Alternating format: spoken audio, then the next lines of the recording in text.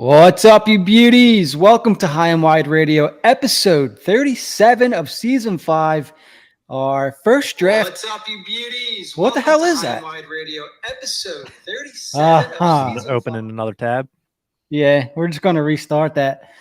What's up, you beauties? Welcome to season 5, episode 37 of High and Wide Radio. I'm Jim Iacovone, joined as always by Jack Smith and boy wonder Travis Ballinghoff. If you're not watching live on YouTube, you should be. Make sure to go over, subscribe, set alerts for future shows. If you're listening as a podcast, make sure to be listening to us on Apple Podcasts, Spotify, or you can watch on YouTube. Yeah, boys. So big topic-packed show tonight. Obviously, the thing we want to talk about most, the NHL Draft. We had a nice little soiree at my house last week. You may have seen some videos. Just didn't matter what happened the rest of that draft. They got the guy. I want to talk some free agency. Flyers signed 3 players, believe it or not. Weren't supposed to be busy. They signed 3 guys. Pretty cool. Hayes obviously was traded to St. Louis. Flyers opened up some cap. We'll be talking Ivan Fedotov and Morgan Frost contract. And a couple other topics, smaller topics. But let's just get to the big one right away. Michkov mania. Flyers are fortunate enough, I think, to have Michkov fall to them. I kind of want to talk about the, how things transpired and whatnot, but I also want to hear from you guys. Jack, we were sitting side by side for most of that night. Trav, you had a live show. We've had a week to kind of take this in, to digest how things played out a little bit. And I want to hear from you guys. I want to start with Jack first. Jack, we're a week from drafting Michkov. Are you still just as excited? Are you still experiencing Michkov mania a week later? I've never watched more highlights in my life. I'm realizing I'm watching the same ones. They just come around in a different set. And it's, something, it's just fine. No problems here. It is night and day from the Caulfield draft. What happened to us? We threw Montreal a bone. It was awfully nice of them to throw us one back. The way the night itself transpired was hysterical in the best way possible, particularly with the whole Montreal pick with Carey Price forgetting the last name, which I feel bad. I heard he felt terrible about that. But for us, all we care, our unique situation where right away Carlson goes to, and it's like, okay, it's going to be one of those nights, and Will Smith went. That was our first reaction video, which was part of the plan. That's why that was a video we kept. He needed to go early, which meant we're Michkov and Leonard, the odds of us get one of them increased exponentially. But then when Montreal goes and takes Reinbacher, which left us all in disbelief and in suspense, suspended animation. That's the phrase I used, because he says David, and Paul obviously forgot the name and kind of paused. But for us, all we're thinking is, who the hell else is named David that could be going right here? And to the point where I'm saying, Jim, is it David Leonard? David? Yeah. Dude, that cracked me up because I was doing the same thing. I'm like, what's Michkov's name again? Yeah, and we know the answer to this, but when you're so close to what you want, something like that happens, you're like, what?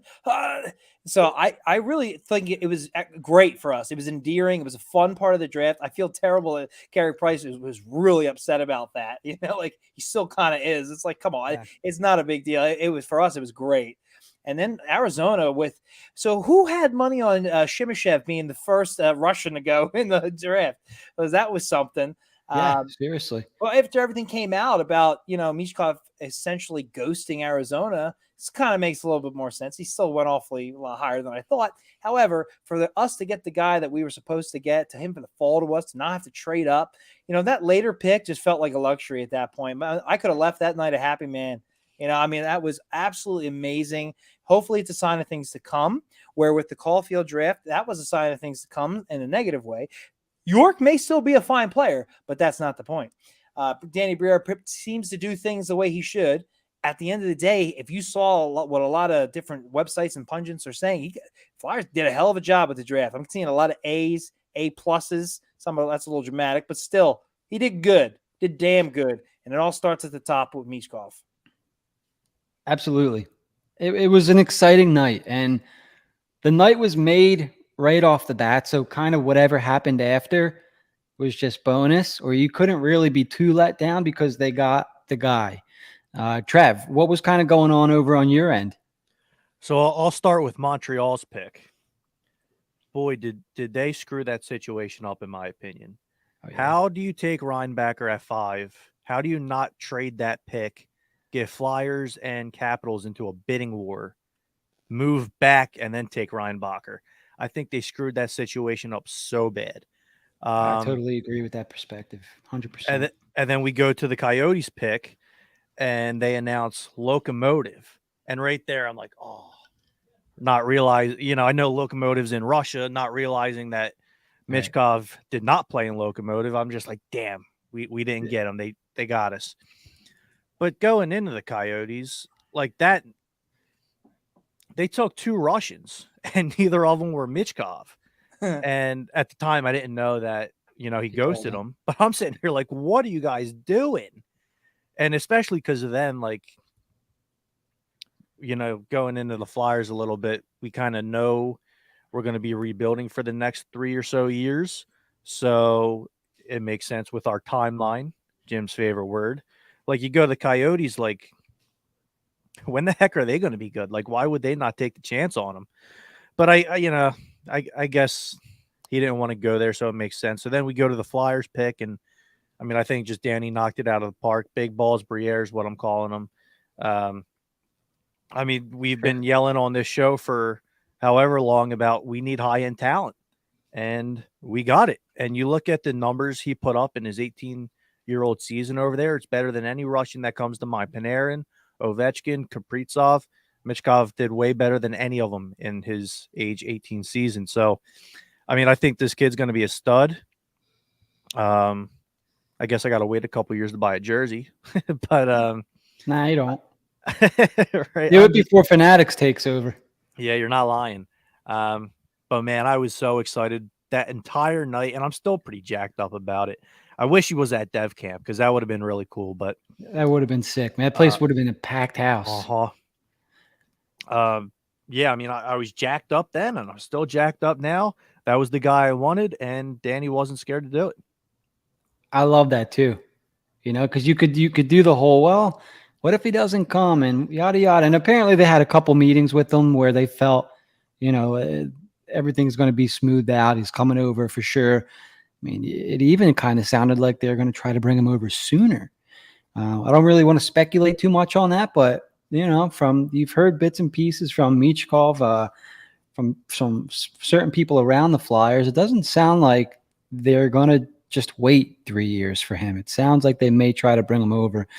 So yeah. So I kind of want to go through, like Jack was doing there, the events of the night. Like Jack said, when Carlson went second, it was kind of like, whoa. Everyone said Fantilli for months. So when Carlson went second, I was like, this is going to get a little hairy here. I didn't know how hairy. But then Fantilli went third, and I was kind of like, all right, well, there's your top 3. And then San Jose, we thought for the longest, we didn't know what they were going to do. I thought there was more of a chance that they could actually trade back with the pick than actually use it. And they end up drafting Will Smith. And I want to play the clip real quick before we get too far into the episode and it becomes irrelevant. So if you haven't seen this yet, head over to YouTube. You can watch it live if you're listening as a podcast. If you are watching live, here you go. This is our reaction to the San Jose Sharks drafting Will Smith, because to us, it meant the Flyers had a real shot at getting a really good player.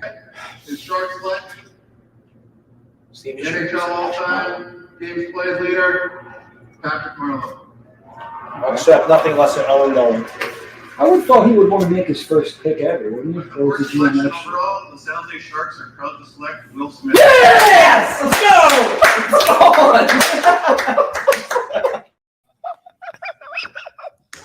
It still gets me to this day, because I kind of feel like if like Will Smith was ever to see that, I would feel really bad, because it's like, I hope you have a good career just somewhere else other than Philly. You know what I mean? Because and it's not that we didn't want him. We just wanted Michkov, Leonard, anybody from the top 7 other than Will Smith. You know what I mean? So I think for us, it meant, all right, well, there's Montreal, Arizona picking in front of us. All we need is for one of them to not pick Ryan Leonard and Michkov, and we're getting one of them, right? So when Montreal came out, and I have a clip here, it's a little too long. I'm not going to play it. I should have probably chopped it down a little bit. But when they took Reinbacher, right, that guaranteed that we were getting Leonard or Michkov. And then Arizona, Simashev. I mean, good for them. If Simashev is their guy, kudos to Arizona for picking their guy sixth. But it was just jubilation. I mean, so I don't think we were so much celebrating yet because obviously I think you want the talent. You want the superstar, Michkov. Some people like Leonard. I liked Leonard. But I think we were kind of like, it wasn't a known thing. Like there was a chance that they could still pass on Michkov at this point. I'm going to show the Michkov video real quick. It was just, here you go. Danny, here comes Danny. Come on, Danny. Yes, Danny. With the seventh selection of the draft, Flyers are proud to select from St. Petersburg. Yes! Yes!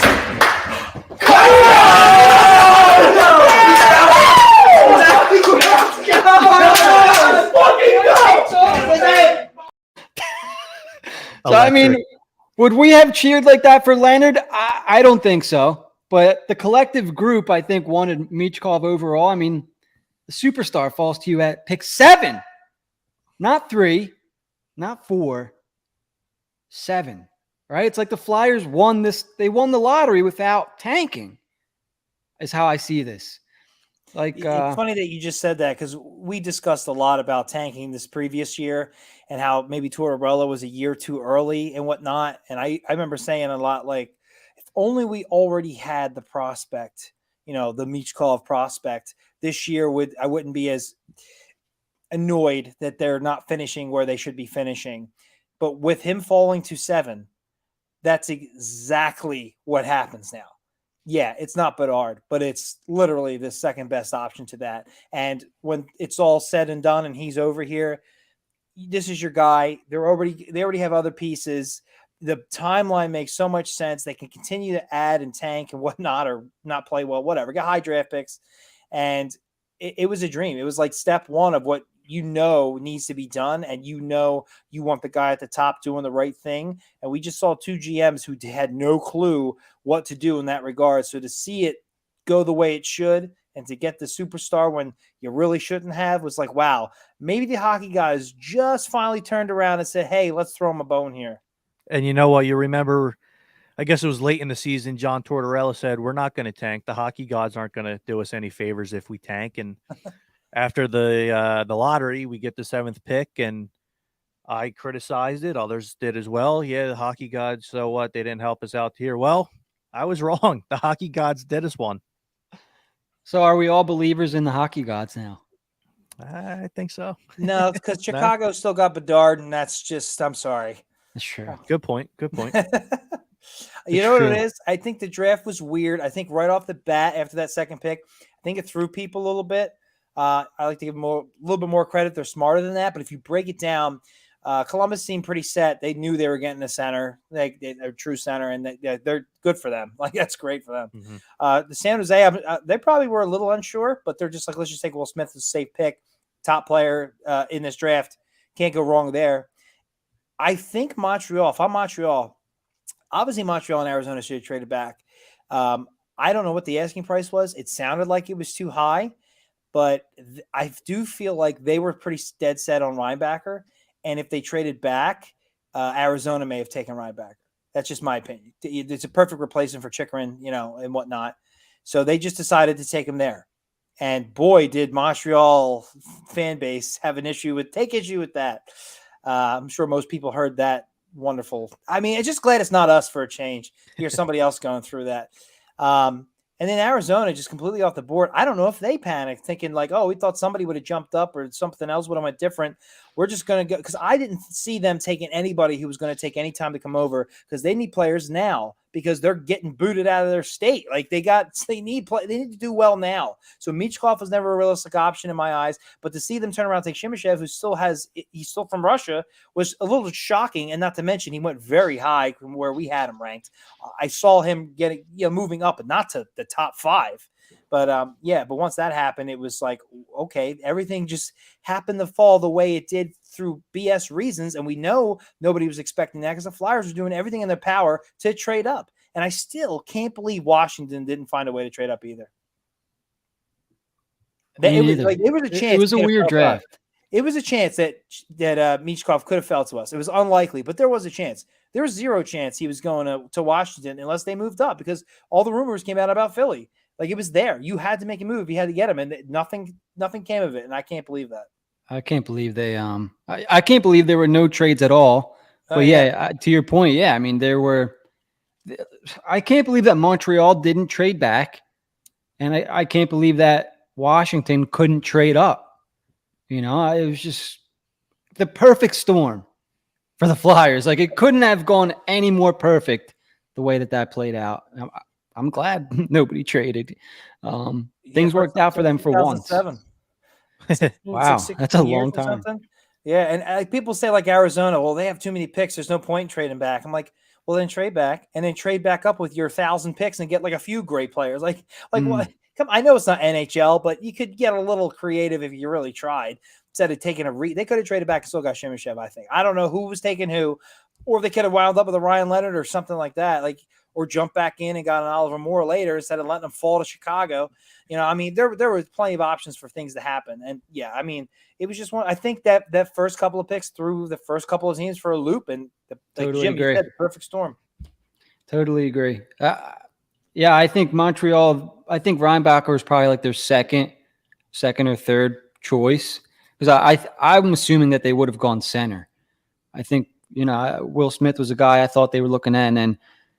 You're right. I think Arizona was probably looking at Reinbacher, and let's assume that they were always going to go D, right? Because D take a little longer to develop. You just saw a team that won the Stanley Cup had all big, long defensemen. Simashev's one of those guys as well. So yeah, just a perfect storm for the Flyers. And they had another pick in that round. Oliver Bonk was the 22nd overall pick. Defenseman, right-handed, more of the defensive kind of guy right now. I had the scouting report on him, but I closed up my window, so it's my bad. If any of you guys have the scouting report up on Bonk, feel free to take it away. I actually don't know a ton about him besides what you said. Right shot, more of a defensive-minded guy, but I mean, I like it. I mean, right-handed D, we haven't had many of them in our history, let alone what's in the pipeline now. I got no issues with it, and you know what? Even if the guy doesn't develop, great. I mean, we saw what Rasmus Ristolainen got traded for some reason. These GMs around the league love right-handed defensemen, and you could use that as a trade asset in a couple of years. Absolutely. So I have my report up here. If you guys want to, I'll read it real quick for the listeners. So Bonk's said to be a smart defender, plays with a physical edge, become far more effective once he adds some weight, especially in terms of lower body strength. He's a below-average skater who can get beat to the outside by agile and quick attackers, despite keeping a tight gap. His production this season may overestimate his offensive projection, so that's not great, as his hard shot is the only above-average offensive tool. His passing and puck carrying in games in transition still have some improving to do. His strengths in the NHL, but his defensive habits and intelligence make him a likely this says likely bottom pairing defender with a few years of development. This is a February scouting report on him. So maybe he's improved since then, but could be an effective two-way defenseman. I don't know that I see him as a top pair guy, but certainly, as you mentioned, right-handed defensemen are a commodity in the NHL. Excuse me. And the Flyers stocked the cupboard with a right-handed defenseman in this offseason. You know, think back to the Provorov trade. They bring in Helge Grans. Obviously, Walker. What's his first name? I always want to say Sean. Okay, Sean Walker. Right-handed defenseman's only here for Matt Walker last time. I'm like, the guy from the Gagne trade? Right. Let's not push down that hole again. What a trade. So you get Grons in the trade. You go out and use a first-round pick on Oliver Bonk. They go out and draft Carter Sutherland and the big mammoth 6'6" Mateo Mann. So they really stocked up pretty good on the right side, which I think was a smart thing to do. After you get your star player, you start filling up, the hot commodity positions. They drafted a couple centers. Jack, do you want to chime in at all on Oliver Bonk? You seem to almost like this pick, I think. Yeah, at the time it was a little underwhelming based who was still on the Perot. We had also we were almost within striking distance of Oliver Moore, which is like our absolute dream scenario. So that was I was coming down from that. And remember, this was a draft where we had heard a lot of, there's not really any, and I'm sure somebody will come out of it, but not really any top pairing defensemen that they really project or see. Now, I obviously think a couple will, but when you hear that, and then at 22, you go and draft a defenseman when there's other forwards available, it was a little like, when I did my research and, watched some clips, he just strikes me as a good steady Eddie kind of guy. I can see him being very valuable and somebody you can trust. I also read that in Dev Camp, he's very good at puck retrieval. Well, that's something this team hasn't been very good at. So I'm all about possession, and that helps. And everything I've seen so far has been positive. He's got the NHL bloodlines. How could you hate this pick? And when I just said you got Michkov, anything after that's luxury to me. So, knock yourself out. Absolutely. I think he's got a little swag to him, too. You see his haircut? I did not. He's got a little mullet going. He looks like he's got some swag. Oh, some yeah. confidence. Like you got to have some confidence to rock a mullet, so I can appreciate that. Yeah, well. Any final thoughts on Blanc before we kind of move on and talk about a couple of these other guys? All right, let's move on and talk about – so the Flyers took back-to-back goalies in this draft. I believe in the second round they took Carson Bjornsson. Let me see, make sure I'm saying his name correctly there. Carson Bjarnason, sorry about that, was their second round pick, their third overall pick. He's a 6'3", 190 pound goalie. Was the top rated North American goalie according to NHL Central Scouting. So that was interesting because the goalie is always kind of a boring pick unless they're a highly touted goalie like Carter Hart or somebody like that. And then the Flyers turn around in the third round with their 87th pick. And they pick another goalie, this time Russian goalie Igor Zavragin. And I probably butchering that one as well. But, this is probably the last time we're going to hear his name for about 5 or 6 years. They grabbed two goalies back to back. And I had thought that I read he was potentially the top Russian goalie. According to this article here, Zavragin finished he finished 12th. Finished 12th in Central Scouting for European goaltenders. So, maybe he was higher up on the Flyers list. What did you think? What did you guys think about the Flyers grabbing back-to-back goalies, Trav? Absolutely loved it. Wow. I mean, we get top-rated U.S. goalie. Sounds good to me. You look at all the great goalies that are coming out of Russia these days. Sure, let's take one. Mm-hmm. I mean, you can never have enough, in my opinion. We've seen that a couple of times, setting records for how many goalies we're using in a season. Yeah. Goalies are just so hit and miss prospect wise that it's almost just like take a couple that a couple's got to hit, right? One thing I thought was interesting is they traded back into the draft for this pick. They had no second round picks. What was it? A second from next year and like a 6th rounder or something. And I think it was after Detroit took the goalie. They're like, oh, here comes the goalie run. We got to get back in. Mm-hmm. And there's Detroit, who has a goalie in their system who was a top 15 pick. So yeah, they're a dart throw. So grab as many as you can. I love that one's American. I love that one's Russian for everything that Trav just said. Get them from all over the globe. Next one better be from Iceland. Let's just stock the cupboard. Seriously, though, I'm a fan of the draft one per year. But if you're going to draft two that are like this highly touted in this draft, say, if they're goalies, I get it. Like, I'm all for that. Also, if you had any inkling that Hart could still be here, it's done. It's donezo. He's gone. Yeah. They did stock the goalie cupboard there. This has been happening a lot lately where I have a thought just ready to go, and then it's my time to talk, and it just goes away. Had something to do with the goalies. No. It had something to do with the goalies. They did the same thing when they got Hart, like from back-to-back years. They got like Sandstrom, Hart, Tomac, who amounted to like nothing. Like there was even another name in there somewhere. Obviously, they got Urson at some point too. Like they were drafting them, shooting from the hip, drafting guys, and they came away with two pretty good goalies. So I mean, I like the strategy. It's called ADD. Yeah, it's probably. I should probably stop with the coffee. It's my third one today. Oh, it's probably what it is. Killing brain cells over here or something. Yeah, so they go back-to-back goalies. I'm fine with that. Like you guys said, stock the cupboard up.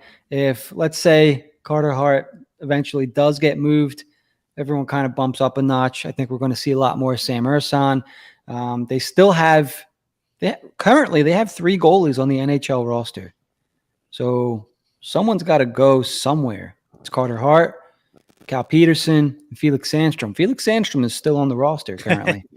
So I don't know what they're going to do with that. I don't think you want to lose him for nothing. Right? Like he was okay. I think we talked on the Friday Flyer over that. He sort of got the short end of the stick last year, playing in a lot of the team's back-to-back games. So never really had a fair shot.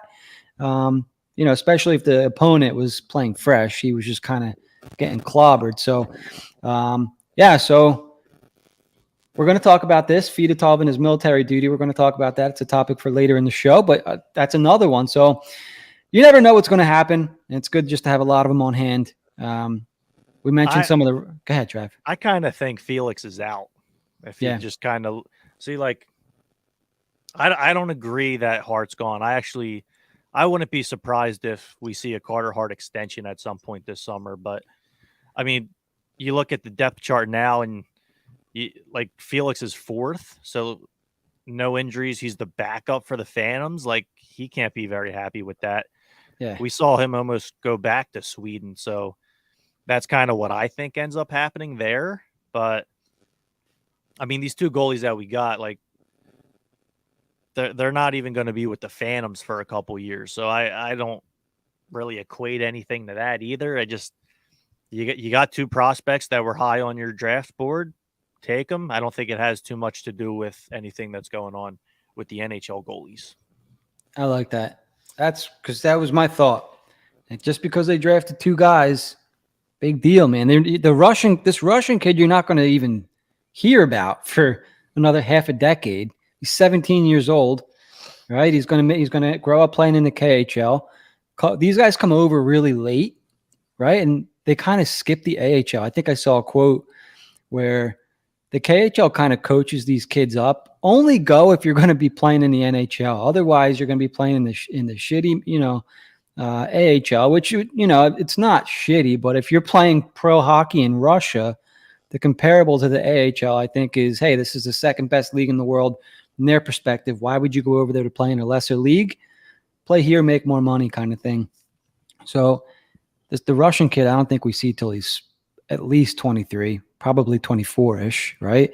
The North American kid, maybe he moves through the ranks a little quicker. But I think, let me just bring him up real quick. But I think he's going back to his junior team, or is it college? He's with Brandon, the Wheat Kings, WHL. Yeah, he'll probably be there for 2 years. Yep. Yeah, he's a younger guy too. He's 18. Hart is not the goaltender of after the rebuild. He may not go this offseason. He may not go. I think the findings come out at the end of July, I thought I heard. And somebody was complaining. I think it might have been like on 32 Thoughts or one of those shows. They were just complaining like they could release these results earlier, but they don't want it to like coincide with the draft and free agency. So they purposely pushed it back. I can see them doing something like that. I don't think that they drafted these guys because of that. I think to what you guys are saying, you should do that anyway because you don't see them for a while. However, the idea of Hart being around, I thought was very slim to begin with. I just think it closes the door. I think it's you got. I always want to say Heater because his stupid name is Cal Peterson. You got him for at least I doubt you move him at the deadline unless he freaks out. So for 2 years, and it's going to probably be the Ersan show for a while. I think Sandstrom's definitely gone. I don't think anybody's arguing that one. I just can't see it. There's so many goalies on the roster right now. It's a lot of money. He's about to be a free agent. So after this year, you could extend him, but like, is that what he wants? Is that what the team wants? It's what I want, but I never get what I want, except for Michkov. So I just feel like there was already a trade set, and it's just a matter of these findings. And that's what it ultimately comes down to for me. If he stayed, I'd be all for it. Yeah. Oh, we'll certainly see how it's going to shake out. The good thing is the cupboard is somewhat stocked up again with the 2 goalie picks. Now, in between all these right-handed defensemen and goalies, the Flyers did pick a couple offensive players. In round 3, I had my eyes on Jaden Perron. And, of course, the friggin' Carolina Hurricanes take another player that we all wanted. A couple of years back, they nabbed Noel Gunler. That was a player that Jack really wanted. This year, Jaden Perron, a player that I was kind of looking at. I know Paul was watching as well. They take just before the Flyers pick. But it's okay. Flyers nabbed a similar player in Denver Barkey. He's a 5'9". Sorry, I'm not laughing at his height. 5'9", 154, 154-pound center. Not only is it, this is from Paul Pollock's Flyers draft analysis article. So if you haven't read it yet, head over to hwhockey.net and go check it out. Not only is it a great hockey name, but he's a lot of fun to watch. Barkey combines great speed with ferocious compete and good skill package. He produced at just under a point per game clip in the OHL, and Paul expects him to have a big year there next season. So, you know, he and Perron are similar players. I wonder if Perron was still there, if the Flyers would have taken him. He's a small but tenacious player. Sort of, you know, you remember Danny Briere was sort of the same way. He was a smaller player, but, you know, he didn't let his size dictate the way he was going to play the game. And that's kind of how I see this guy, Barkey. And then round 4, guys. These picks, I think, are underrated. And the one, we all know the one last name, Knuble, right? Cole Knuble, center, 5'11", 185. I don't know. I didn't even know Knuble had a kid, so I'm not going to pretend like I knew who Cole Knuble was. But I thought it was pretty cool that they were able to bring him into the organization. What'd you guys think of the Knuble pick? Yeah, I'll jump in. I don't know much about him either. I did see some highlights. He scored some big goals last year, but I think it's cool. I like Mike Knuble, so bring his kid into the mix. I like that. Yeah, if he's anything like his dad, I'm all for it. But I'll be honest, the guy they took like 17 picks later, I think I liked better. Who was this? Alex. Oh, yes, go ahead. Yeah, so out of the Swedish league, 21st ranked European skater by NHL Scouting. It just feels, from what I was reading, he's got a higher ceiling for an NHL style player, where Knuble's more of a what you're looking for. You kind of look for certain skill sets later in the draft and see what you can get out of it. Cernak is a guy I could see actually like doing something, you know, kind of like Lindblom did it to an extent because he was a 5th round pick. I'm not saying they're similar players. I'm just saying he has that upward mobility, I think, to actually, you know, maybe make it to the NHL roster. I would definitely put my money on him before Knuble, unfortunately. Hopefully his dad's not watching. So I'm going to take a couple things from Paul's article here, and I thought it was interesting because the Flyers were said to be looking for their Braden Point in like the 4th round, something like that. You know, you heard Jonesy mention it a little while back. They need to find their Braden Point. I wonder if this kid is that, right? So here's what Paul has in his analysis. Aside from Michkov, this may be the biggest steal in terms of value, right? 120th overall. What's Paul have here? He says there's a lot to like in his offensive toolkit, and if he hits, Cernak could be a NHL second liner. Calls it a swing for the Flyers. Let's hope it's a swing and a connect. Maybe a home run pick in the 4th round. So that's a guy I'm going to be keeping an eye on, Alex Cernak. And then, of course, in the 5th round, I go after Carter Sutherland, another right-handed D, 6'3", 203, which was a nice pick.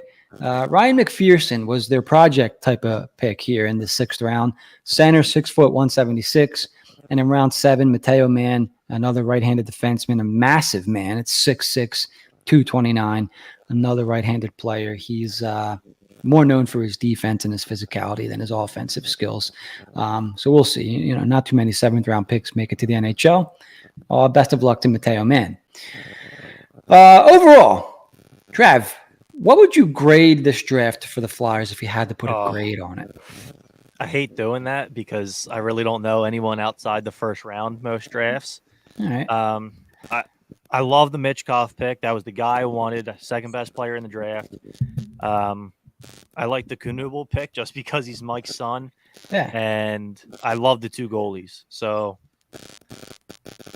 I don't know. I don't have a great grade for you. Maybe an A.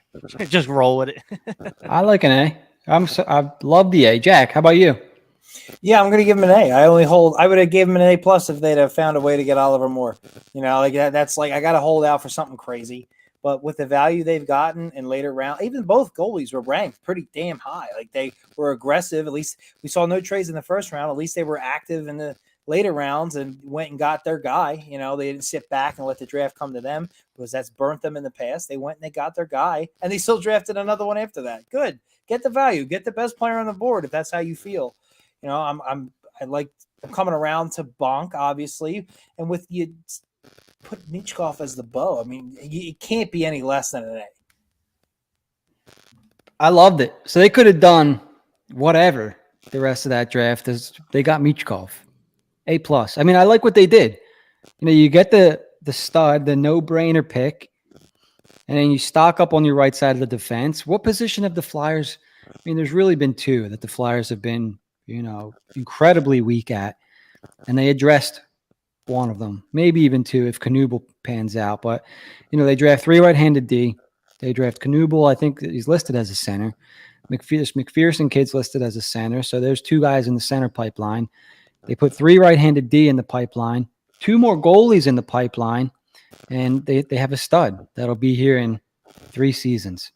So overall pretty happy with the draft. Like the way things turned out. It looks like maybe Lady Luck is maybe on the Flyers side a little bit here. Who knew?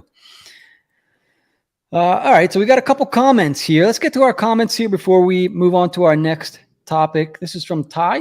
Ty's a longtime listener. Ty, thanks for hanging out with us. I kind of hope Felix is out. Never really been sold on him. Yeah, could see it. I mean, you traded for Cal Peterson. Is there any chance that they could put Cal Peterson in the AHL? That's what I think happens. Yeah. So it's a possibility then. I guess anything's possible. Okay. I mean, they're going to probably let him roll to see if they can regain any value or anything like that. It's still a tough contract to move, but yeah, no one's going to claim him, right? So you could probably stash him down there. Yeah, that's for sure. Yeah. Right. I don't know how much cap. Not that it matters, but I don't know how much cap relief they get for it. Yeah. Would Hart be a trade deadline move? He's on the last year of his deal right now, Hart, heading into this season. Is that correct? Yes. Yeah. So when's the last time you saw a big-time goalie prospect, not a prospect, but a younger goalie like Carter Hart moved at the deadline? Not at the deadline. I mean, it's a good question. Maybe Court Schneider was at the draft, so that don't count. Markstrom when was Luongo traded at the deadline? Was he in the Markstrom trade? having a brain. Yes. Yep. So that maybe He went that's from the it. Panthers to the Canucks, right? Yep, I think so. Yep. Yeah, Yeah, that's interesting. Luongo That'd be one came I'd like to the other look up. Ryan That's a fun Miller, but I mean, he wasn't a young guy. Yeah, like Hart's not even in his prime yet, right? Like, so I'd be interested. That'd be interesting to see. Barkey was on fire in the playoffs. Flyers are going to like this kid if he makes it up to the Flyers. We're going to like him. He just has a motor. Knubel's attending Notre Dame. Any thoughts on Massimo Rizzo, the guy they are getting for Tony DeAngelo? Well, love the name. He's got a Philly name. Celebrini is going to have a buddy when he comes in next year. Celebrini and Rizzo, right? A couple of Italians. No, I don't have. Do you guys know anything about Rizzo? I don't. I heard the name last week. That's literally all I know about him. Right, same. Yeah, we could do some homework, maybe talk about. Well, I guess we will talk about him next week. But I don't know anything about him, so sorry about that one. And the last one from Ty before we move on. Cal would be decent in the AHL, paired with whoever would be ideal for me. Lehigh needs a legit veteran goalie, not some slouch. Yeah, and they really needed another goalie in the playoffs this year because I think they played Urson 3 straight games in 3 days, and by that third game, he was just out of gas. So the Phantoms have a decent little team. If they can get a decent goalie tandem going, maybe they make some noise this year. So totally agree with that one, Ty. All right, let's move on to our next topic. So free agency started Saturday, and while the Flyers weren't really going after any of the more well-known names, I don't know how many of those guys there really were out there. There weren't really any crazy contracts, right? The only one that really comes to mind off the bat was Orlov making, what is it, $14 million over 2 years, something like that, something crazy. But Flyers signed a couple quality depth guys, a couple quality depth players in Ryan Poehling, who played for the Pittsburgh Penguins last year, former Montreal Canadian draft pick, and Garnet Hathaway, former Calgary Flame draft pick of Brad Treliving, now the GM of the Toronto Maple Leafs. And he played in Washington and Boston last year. He was traded at the trade deadline to the Bruins. A couple good depth players probably play on the third, fourth lines. And then today they go out and they sign Mark Stahl. I think, Jack, was it you that said earlier that he probably takes the Justin Braun role on the team? Well, yeah, essentially I said if Braun can be moved at the deadline, then I'm sure Stahl could too. And they were like, well, that's pretty much what he's here for that role. Yeah. So yeah, it fits. The shoe fits. Yeah, it's funny because for the next 2-3 years, any guy that they sign for a 1-year deal, it's like, wow, that's a good guy you could trade at the deadline. You know what I mean? Exactly. But that's the kind of thing that they should be doing. Like you saw Detroit do it with Gostisbehere, sign him to a 1-year, $4 million deal. Come the trade deadline, whoever trades for him is only trading for a $1 million. They got to pay him $1 million or however long left in the season. Rebuilding teams, this is what they do. They acquire assets now, and a guy like Stahl, Hathaway, I think, signed for 2 years. Poehling signed for 1. These are guys that while they're here, they can help out some of the younger guys, and then the Flyers can trade them off for picks at the deadline, as long as Chuck Fletcher's not your GM, because trading's hard. And you see JVR go for $1 million to Boston? Crazy. By the I way, don't think he has much time left. I didn't feel bad for him at all because he's stealing money for years with the Flyers. So, right? People like that deal for Boston. I was like, hey, you have him. Take it. Enjoy. Right. So, yeah, I don't know. Must not have watched a lot of JVR, but let's stay positive here. So, what do you guys know about Ryan Poehling? Because I got to tell you the truth, I was always a little bit underwhelmed whenever I would hear his name come up in conversations. Not a guy I ever really thought about bringing in. I think he kind of turned his career around a little bit in Pittsburgh. He ended up being a solid depth guy for them. Trav, any thoughts on Ryan Poehling? Have you watched any of them? Very fast. Okay. That's something we don't have a ton of in the lineup. Natural speed. Yeah, I mean, you just kind of look at the point totals he put up last year. Pretty solid production for a fourth line center. So I like the deal, like you kind of just said with Stahl. If he plays well, there's a good chance he's out at the deadline. I like them kind of moves. To be honest, I was kind of hoping we would kind of get into the Bertuzzi sweepstakes or lack thereof. Seeing he only went for 1 year, I mean, you could have played him here for a couple months, flipped him at the deadline for a first rounder. We're weak on the left wing. I would have been cool with that. That would have been fun. But they'd be blocking the kids if they signed Bertuzzi, Trev. I'm glad somebody said something. They'd be blocking all the kids, dude. They'd be blocking Bobby Brink, damn it. Well, we'll go into this a little bit because we're seeing that a lot today with Mark Stahl. Like, Mark Stahl played a lot of minutes for the team that ended up going to the Cup in the Florida Panthers, and like Keith Jones was broadcasting them games from ice level. Like, he got a pretty good look at what Mark Stahl can do, and I don't think he has a ton left in the tank.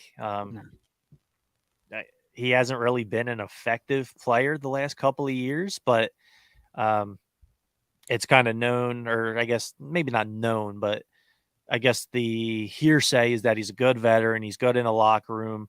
I wanted them to bring in a veteran defenseman, and I think he'll be in the lineup opening night. We'll see what kind of camp he has and some of the kids have, but I don't know. I like that move. And Hathaway, I don't love the player. He kind even of a called him that dirtball. name. We'll go with that because I call him something a little worse. He's a good guy. There's a guy who was in the Flyers locker room who said he's the biggest pretender in the NHL, and he kind of elaborated a little bit more, but I always kind of agreed with that. Just watching him play, I never liked him. And my best friend's a Bruins fan, and when Hathaway got traded to the Bruins, like, I'm just busting his balls. Like, you got Hathaway on your team now. Now we're in that situation, but you can't lie. He's one of the more effective fourth liners in the league. Yeah. So, I mean, that's cool. You should be able to flip him for like maybe a third round pick at the deadline, whether that's this year or next year. But I don't know. I don't hate that signing. I was waiting for that. If Hathaway doesn't spit on anyone while he's here, I'm fine with that. That's from Ty. I mean, yeah, like, come on. So I'm not I try not to judge people because we all make mistakes, but spitting on somebody is like as low as you can really get. So when I think of Garnet Hathaway, I think of the time he spit on somebody. Mhm. So not the best impression. At the end of the day, though, I can't say I disagree or have an issue with any of these signings. I expected them to sign a defenseman. I expected them to sign at least one forward. All these guys can be moved. All these guys are going to be somebody that our young guns should have to beat out. You do not hand the keys to the kingdom over to the young kids. That almost never works. It's amazing because we've seen it before. In 2021, they kind of did that. You know, like, Yep. You brought in Gustafson, nobody was beaten. It was just a copy of Ghost.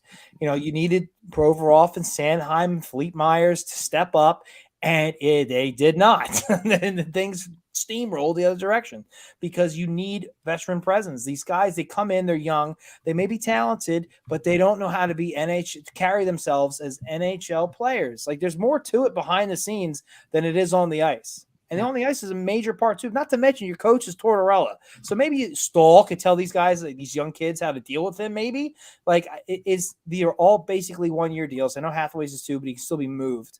Like, this isn't all teams do this. I couldn't understand the outrage by certain people on Twitter. It was kind of comical. It's like, are we still talking about this? Like, yeah, I don't get it either, man. And not to mention, there are certain players, certain young guys, where the clock's ticking. And that's like Wade Allison and Lazinski. Like, they need to, 1, stay healthy, and 2, play where they deserve to be on the team. You don't just stay healthy and here's your spot. You have to earn that position. And yeah, this is showing them that you can be replaced. Like, if this is all you can do, you can easily be replaced. So show us you deserve to be here. There should be some battles in camps. You got these veterans here. You got the older guys who are trying to make the team and stick with the team. And then you got this new crop coming in. End of the day, you're going to get the best guy at the position coming out of it. I have no issues with that. It may take some of the other younger guys a year longer. Well, then good. You have a good problem. You can move these veterans at the deadline and get some assets. This is how it works. This is rebuilding 101. It's easy. I don't understand the outrage at all. So I agree completely, 100% with everything you both said. But I will say this, there's a numbers game now. And if Adard and or Zamula have a really good camp, I want them guys in the lineup opening night. I don't know if that means Sealer's out. I don't know if that means Stahl's out, Walker. It's a numbers game at this point if them guys have a good camp. But if they do, I want whichever one or both in the lineup opening night. Well, and I completely agree. You didn't bring these guys in here to have the spot. Right. They gotta earn it too. If Stahl falls off a cliff, he doesn't have it anymore. I read his contract can be completely not that it matters, but like if he were to be sent down, it doesn't affect the cap at all. So it's like whoever wins the position gets the position. I don't care how long you've been in the league. If they deserve to be there, they should be there. Yep. You know, I don't want a Joel Farabee situation in his rookie year where he had to wait to come back up because of a silly numbers game. You know, so like they should get the spot. They are in perfect position to whoever the best player is to get the spot, because that'll literally defeat the purpose of everything we're saying if they just turn around and give it to the veteran anyway. That's hackstall shit. You know, that's stuff we've seen in the past. I don't want to see that. Whoever earns it deserves it. A couple things here. This was a great deal for Mark Stahl because he may not even play all that much. The Flyers gave him a $1.1 million contract. They say, okay, yeah, hang around, develop the kids. I'm going to assume they don't plan on playing them that much. Hang out, rest up till the trade deadline. We'll send it to a cup contender, right? It's a pretty cherry deal if you're Mark Stahl. You get to spend another year in the league, make $1 million, and then go play for a cup, right? These other guys, who's the other guy? Poling, it's only 25, so maybe he ends up being a guy who we'll see. But to your guys' point, I don't know if I see Wade Allison on the Flyers roster after this season. I was wondering that too. I just don't think that there's a spot. There's a lot of talent coming up behind him, and I don't think he's an ideal bottom 6 player, to tell you the truth. Lazinski, unfortunately, the injuries just keep coming up, and if you can't stay healthy, it's nice kid, love him, came on our show, but you need to stay healthy. The best ability is what? Availability. So kind of going off Jack's point, the clock is ticking for a handful of these guys. Yeah. Lazinski screams at the top of my list. I personally just think he's an AHL player, but he's a guy who has to have a good camp or he's going on waivers and he might be in Lehigh Valley next year. Wade Allison, you bring up. I kind of penciled him in for that 4th line right wing spot. I think he could be a good bottom 6 guy if he really embraced it, just because the speed and the tenacity and the physicality that he brings. There's a lot of skill there too. It's just he's like too rough around the edges or something. Yeah, there's something about him where it's just like, can you trust Allison to do these things? Can you trust him not to take chances and get out of position? And can you trust him just to play north-south? You know what I mean? That's what I was going to say. How many times did we hear last year John Tortorella screaming post-game or the morning after a game? We need him going north-south, not east-west. Maybe that's his biggest problem because he has skill and he knows it. Yeah. So he tries to make some fancy plays and Torts doesn't like it. And I think Torts said, not to pump my own tires, maybe Torts agrees with me that he could be a good bottom 6 guy if he truly embraced it. I don't know. That's kind of what I see. I like Wade Allison a lot, but he's another guy. He's going to have a strong camp. I think what scares me about Wade Allison is the only way he can play the way that we saw that first year is the bull in the challenge shop. Mm-hmm. And he's going to get hurt doing it. So I feel like he pulled back a little bit and it affected his game. So he's got to find that balance or he is going to be odd man out. And the way things are going, and there's a lot of people knocking on the door, and some guys are years away, but he's also got to prove he can beat out some of these veterans. A lot of people are shitting on some of the players we signed, more so like the Stahl signings. Well, good. These kids should be able to beat out this horrible defenseman then. It shouldn't be a problem. What are you crying about? Absolutely. Dude, and that's the thing, right? If you're a young kid and you're handed a spot, your ego kind of gets that boost. It's kind of like your shit doesn't stink. But if you get to camp and you can't beat out Mark Stahl, who everyone's like, oh, he's washed up, guy can't skate, this and that, isn't that kind of like a wake-up call? And the coach isn't going to make it easy. If I'm reading this right, and just, from being around sports, a coach is going to pump up the vet all day long and not the rookie, because you want the rookie to overcome. Right? You want them to overcome obstacles, overcome adversity, no matter how small it is. If I'm Zamula or if I'm Addered, I'm going into the season thinking, all right, I'm competing for a spot right away. There's nobody in front of me. All of a sudden, Mark Stahl's there, and it's like, well, wait a second. It's not going to just be given to me now, is it? Now I got to go bust my ass, right? And then once these habits start to build, these hardworking habits, they're contagious. They carry over. You have these for life, So competition, in my opinion, breeds success. Only the strong survive, kind of thing. And that's how it should be. You should be playing to make the team. You know what I'm saying? It should be a competition to make. So it's just annoying because after all these years, we've gone through the Hextall, we've gone through the Fletcher. The same people are saying the kids should play. The kids should play. They're going to play. We do this every single year. Do you know what I mean? Mm-hmm. Like, come on, guys. Like, It's just like I don't know. It's almost like a shtick at this point because it's the same people doing it. Well, here's They're the other going thing. to play. All we got is time. All we got is time to figure this out. It's gonna be a long time till Michkov comes over. They figure that out. Even probably longer till they put things together. This is the time to do this stuff. Like there's no rush. Why are we gonna rush and start some of these players ELCs and and just why would we do that? Like unless they truly earn it. Like just let things happen naturally. Again, all teams do this. This is not like a foreign thing that we just created. This is a totally normal thing. Yeah. I'll add a quick point to something Jim said a couple of minutes ago when talking about Wade Allison. Can you ever trust him? And No, Jim was more so talking on the ice. What if Wade Allison does get off to a hot start and he gets good chunk of minutes and ends up scoring 25 goals next year? He's a free agent. What kind of contract do you give that guy? Because he's always hurt. How are you ever going to be able to trust him? And it's a shame because he's one of my favorite guys on the team. And like this time last year, I'm like, Wade Allison's going to be our breakout player next year. And now it's like, is he even going to be in the opening night lineup? It's such a crazy scenario. I don't know if that's the right word, but like, no, it is. Yeah. From this point to where we were last year, like I had a way different thought of Wade Allison, the player. Yeah, it kind of sucks because, like you said, he's a good guy, awesome dude. Him, It's just there's too much going on around him, and he's not exactly excelling. He's not exactly. He's blending in too much, more than anything, And you got guys coming up behind you. You got guys impressing in front of you. Your contract's up after a year, and you guys brought up great points. How can you re-sign a guy that's often injured? And you want the young guys to battle, and they shouldn't be given anything.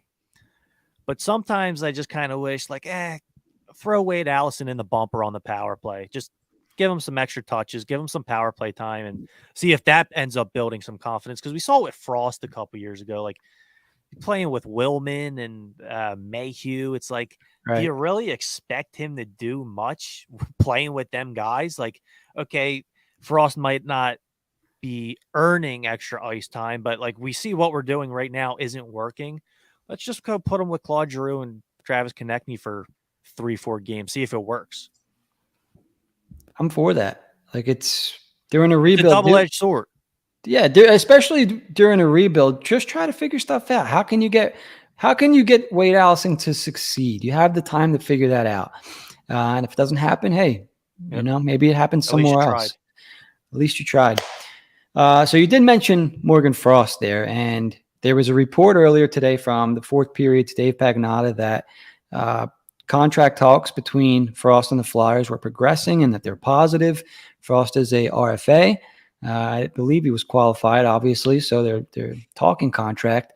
Was trying to figure out on Twitter today what you even offer Morgan Frost as a deal.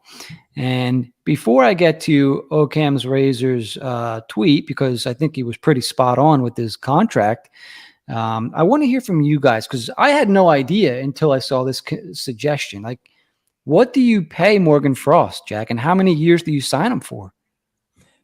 Money, I'm a little iffy on. I think 2 years is probably good. I haven't seen enough. It's been an odyssey with Frost. Only this past year has been like true, like, okay, we have something here. I want to say like 1.8, but I feel like he'll get like closer to 3, like, 1 point or 2.3 to 2.8, somewhere in that range, I think makes sense. And I really think 2 years is what it's going to be. The money, who knows? Yeah. I would love that actually. Trav, what do you think? Yeah, honestly, I don't really know. It's tough. I would imagine it's a bridge deal, but at the same time, I mean, you look around the league and like all these teams that are getting burnt on giving guys bridge deals, and then they can't afford to give them the big one. Do you get after it early? Do you give them a couple extra years? I don't know. It's tough, right? Especially with the cap, and you see what a lot of these guys are signing for in free agency. So our buddy, I hope I'm saying it right. Occam's Razor. He's also on Twitter. He's in the comment section with us tonight. He compared Morgan Frost's contract to a contract that Marty Necas got with Carolina. So Necas is 24. I believe he signed a 2-year deal last year, 2 years with a $3 million cap hit. He's making $2.5 million in the first, which just recently passed. And this season coming up, he'll be making $3.5 million. Near the end of this season, I had wondered if Morgan Frost could potentially have a Marty Necas type breakout next season. Marty Necas scored 28 goals and had 43 assists in 82 games played. Last season, before he signed the deal, he had 40 points, 14 goals, 26 assists. He was 23 years old last year. Let's go to Morgan Frost because there's a lot of similarities here, and I really like the deal that was proposed. Let me just find Frost. Sorry, boys. Here he is. All right, so Morgan Frost, currently 24 years old. Last season, 46 points, 19 goals, 27 assists. So right there in line with Necas. I would be perfectly fine. Actually, I'd be ecstatic if he signed a 2-year, $6 million deal, just like Necas, $2.5 million base salary for next season, and $3.5 the next.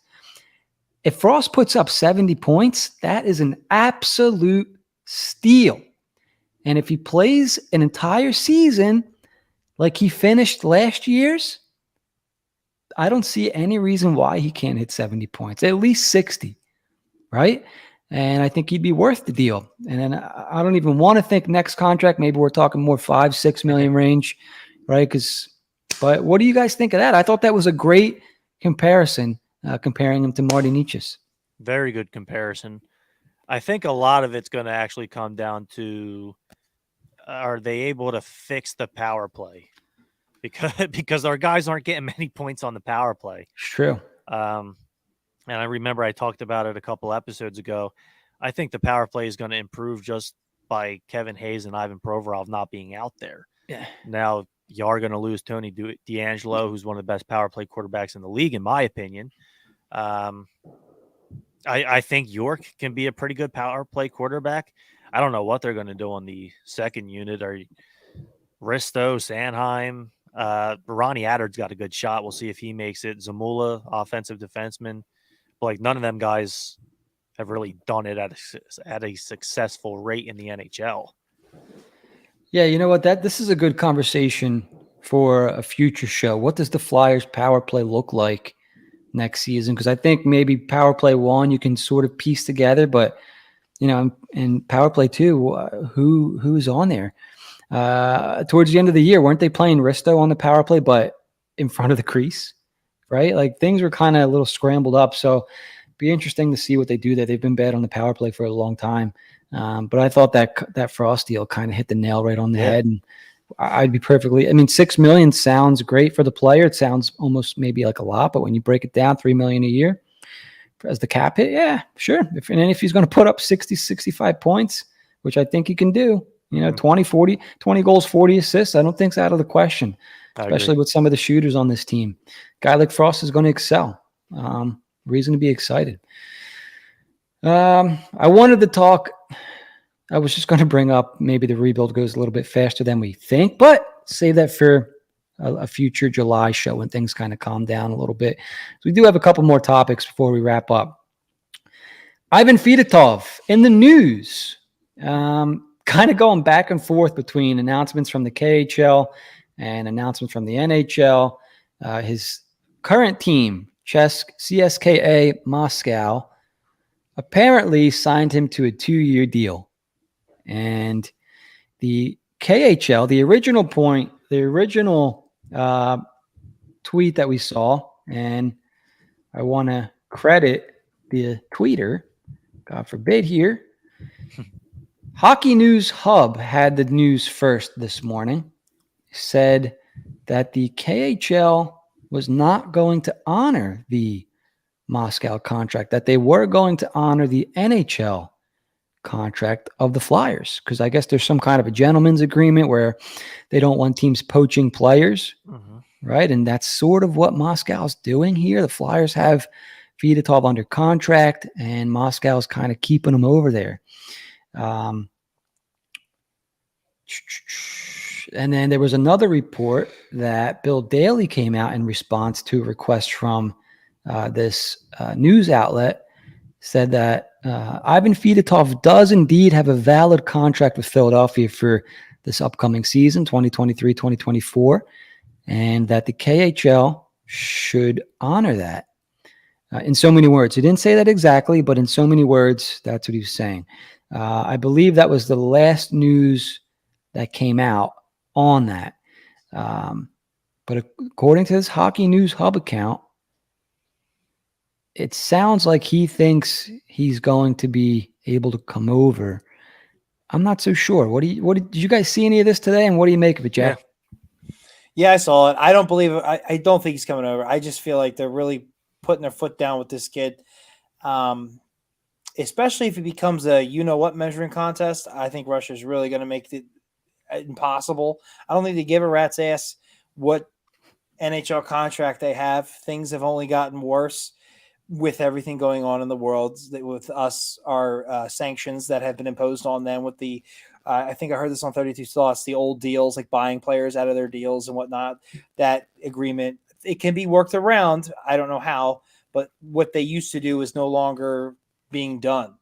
So if it gets into a he said, she said, I think Russia would put their foot down. And it's tough. I kind of wrote him off a bit. I figured it was Russia doing their thing, and I'm lucky the kid's alive, and now it feels like there's a chance, but I'm putting the percentage at like 25% chance, which is higher than I would have probably said. But I'm trying to be somewhat optimistic here. I don't see it happening. I really hope it does. He's poor kid's career life is being his career. How old is he at this point? Like it's a shame what they do to those kids over there, but I don't have high hopes. Trav, you kind of have similar thoughts? So I kind of wrote him off too.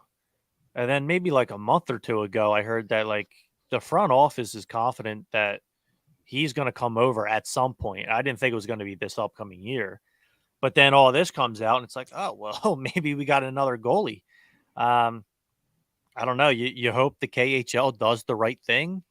I don't think that happens, but you would hope that it does. I mean, this kid wants to play in the NHL. He tried coming over last summer, and then they kidnapped him and drugged him up and forced him into the military. He served his military time. He's out, and he's ready to play hockey. And if he still wants to come over, I hope he does. Yeah.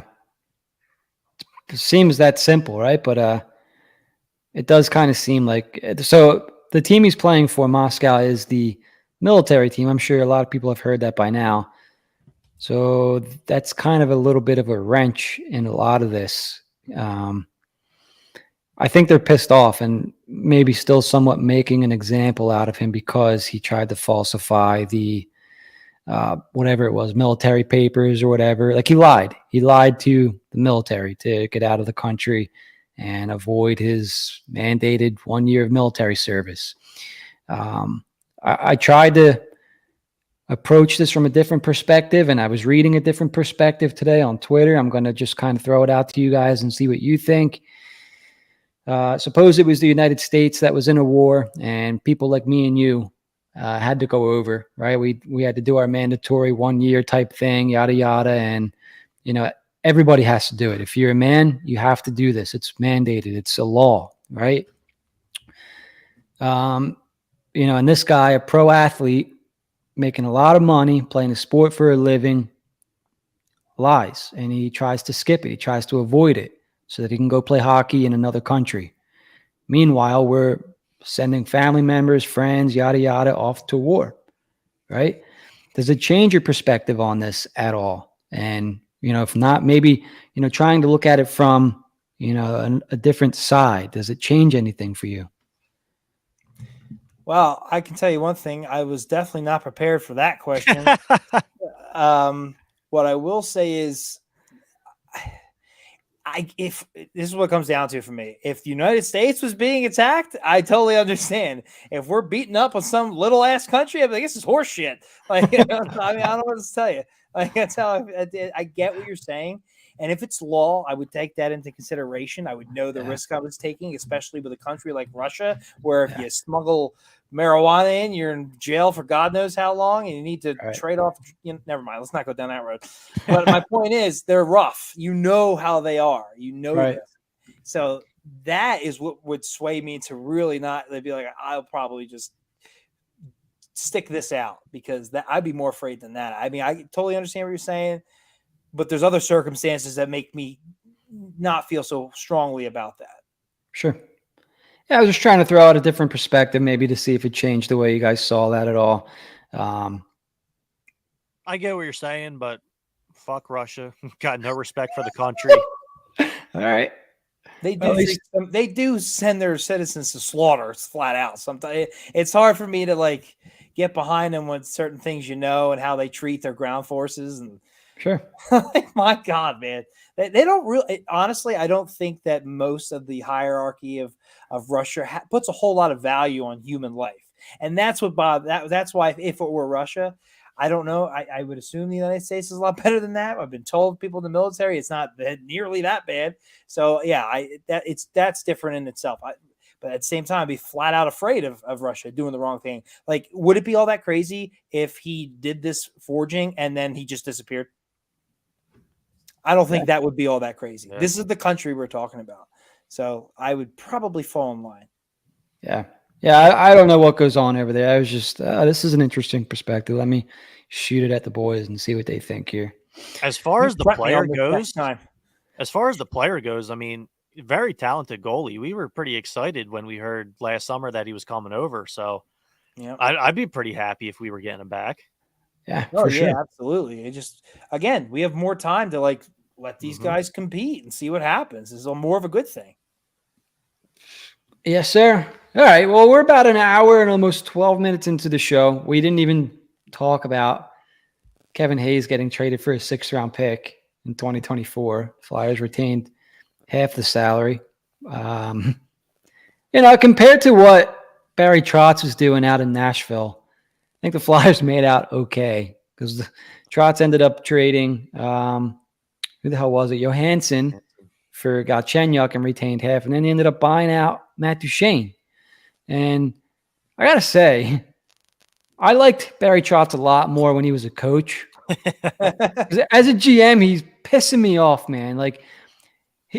Maybe I could be wrong, but he totally set the market with that stupid Ryan Johansson trade. Because after he did that, it all but killed the St. Louis and Flyers trade. Right? I'm sure there were. Oh, and everything just changed after that happened. Yeah. You were getting a 1st-round pick and getting rid of Sanheim and Hayes. Yeah. And then all of a sudden, Hayes is only worth a 6th. And that's why most people were pissed off about that. It's like, well, if Johansson goes for nothing, how could you expect much more? Right. And on top of that, now Ray Ferraro comes out with Sanheim. I don't understand how this guy got this 8-year deal with a no trade clause. Did he earn it? I don't think he earned it. And it's not like he's completely wrong. But it's like, how do you go from a 1st to that? And the catalyst was that trade from Trotz. So yeah, he totally dicked the Flyers. Yeah, I'm not a big fan of Barry Trotz. What they're doing in Nashville, I would classify that as an aggressive retool. Yeah. You get rid of Duchene. Those don't go too well. Right.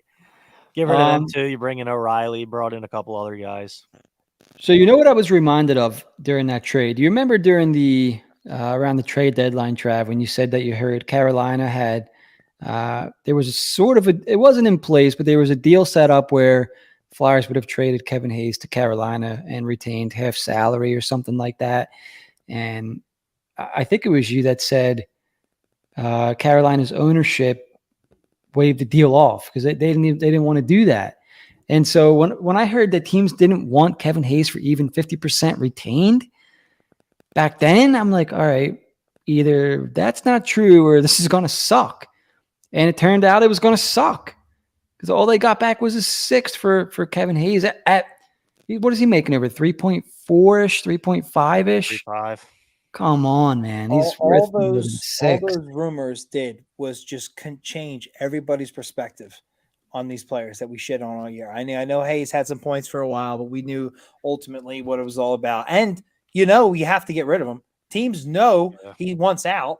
So like I remember hearing that and I didn't believe it the first time I heard it with the whole first round pick and whatnot with Sanheim. I was like, there's no way. Like, that's one of those, I'll believe it when I see it once, but it just gained so much traction that I started to believe a little bit. And then everything else kind of happened. And things now are kind of the way I thought they would go. Yeah. I'd love to know what we were getting in return. And the Hurricanes deal, and it sounded like Chuck had something with the Blue Jackets that was going to happen at the draft. Chuck gets fired. They kind of didn't want Hayes anymore. I'd love to know what that deal was as well. Yeah. Because I was thinking, if you retain on Hayes, like you should probably get like a second or a third. Like I didn't think they would get more than a 6. That I'll say. That's where I think Trotz screwed us. Like I feel like the value we would have gotten probably we wouldn't have gotten a first round pick, but like we'd have gotten more. But then after that, it was, and then he wants out. Forget it. You guys buy into any of the old? Because there was sometimes I think people bitch about Torch just because they don't like the guy, but there were people out there going, "Oh, thanks a lot, Torch. Like you crushed his value, yada yada." And I'm like, dude, do the players take any responsibility for their crappy play? Because Kevin Hayes was an all-star this season. I didn't hear anybody saying Hayes was an all-star for the first time in his career. And this was the first time ever playing under Tortorella. I didn't hear one person say John Tortorella made Kevin Hayes into an all-star, right? All of a sudden, the last 30 games of the season, Kevin Hayes starts getting in his feelings. Oh, John Tortorella's benching me, yada, yada. Tortorella crushed his value. Can you believe it? Yada, yada. Not one person thanked Tortorella for helping Hayes make the all-star team. Doesn't work like that. The responsibility falls on the player. You're getting paid, show up to work. You should be mad at Kevin Hayes. I am. I agree with you completely, but I also do think Torts didn't help his value. Sure. But you bench him a couple times. You put him on the third line left wing. He just wasn't productive there. Look, Torts is none of Torts. There's nothing we can do about it. If you're a GM, though, Kevin Hayes just didn't magically turn to shit halfway through the year. Like, there's things going on. If I'm Danny Briere, I'm like, you're kidding me, right? Like, this guy was an all-star. He got benched. He started going downhill. Don't read anything into his production sinking. It's not because he's getting old or because he forgot how to play hockey. He didn't want to be here anymore. I think most people realize he's a low end 2C, he's a high end 3C, and he was an all-star. Travis Konechny should have been the all-star, and probably Carter Hart deserved it over Kevin Hayes. Totally agree. It should have been Konechny. But, Kevin Hayes is a talented player who was playing on the top line because we didn't have a first-line center, and he's playing with Travis Konechny. That's why he put up as many points that he did in the first half.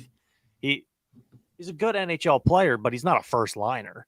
But he was able to put up a nice chunk of points playing with Konechny with the added minutes. Exactly. The league knows who he is. Exactly what I was trying to say. So, all right, boys, that's going to do it for our big topics. We have a couple topics to sneak in here at the end. We don't really have to get into them too much, just kind of things that are kind of cool and Flyer related. Justin Braun signed to play in Germany for a season. He took his family over there. Good for him. I think he's German. Braun is German for Brown. So, yeah, good for Justin Braun taking a year to go play in Germany. Yeah. The other little interesting snippet at development camp, the son of Dmitry Tertizhny, Alex Tertizhny, is at camp. And I thought that was a cool little story. Did you guys hear this? I did, and I absolutely love it. I remember when Dmitry Tertizhny died. I got a really big program, but it was some kind of yearbook thing, program / thing.